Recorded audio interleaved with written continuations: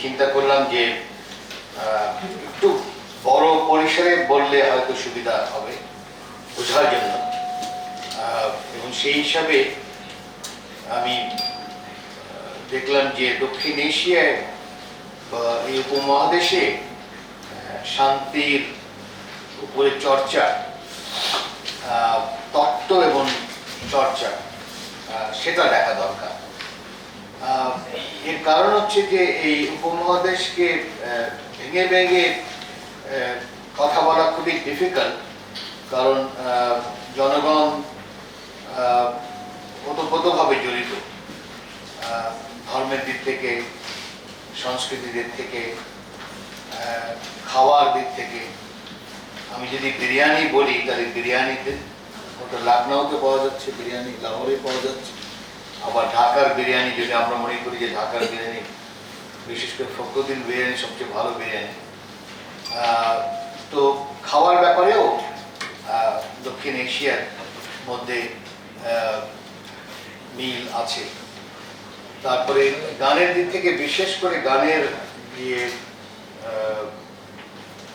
যেটাকে রাগ বলে, সেই রাগটাও কিন্তু একই রাগ।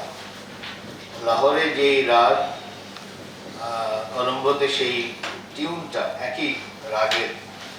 যেই রাগ বা যেভাবে গান শেখানো হয় সেগুলোর মধ্যে কিন্তু কি নেপাল, কি ভারত, কি বাংলাদেশের মধ্যে মিল আছে।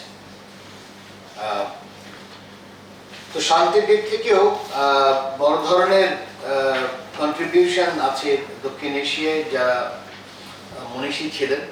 তো সেটাই আমি দেখাতে চেষ্টা করব যে বিষয়টা যথেষ্ট জটিল, আমরা যদিও বলছি, এবং কি বলা হয়, ডক্টর ভূঁইয়া খুব ভালোভাবেই বলেছে যে ইসলামের ব্যাপারে শান্তির ধর্ম, বিশেষ করে কেউ যদি যদি মুসলমান হয়, সেই যে কতবার শান্তি বলে প্রতিদিন তার কোনো শেষ নেই, সে সারাক্ষণ শান্তি শান্তি বলছে।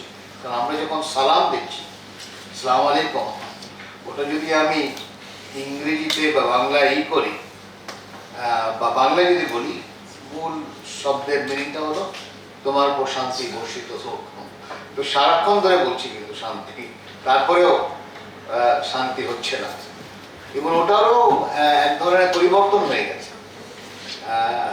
ইতিহাসে বা আরব বিশ্বে শান্তি বর্ষিত হোক, এটা মূলত কিন্তু বড়রা ছোটদের বলা কথা। কারণ আসসালামু আলাইকুম আমরা এখন উল্টো হয়ে গেছে, আমরা এখন যারা ছোট তারা বড়দের বলে, কিন্তু আসলে বড়দের বলার কথা।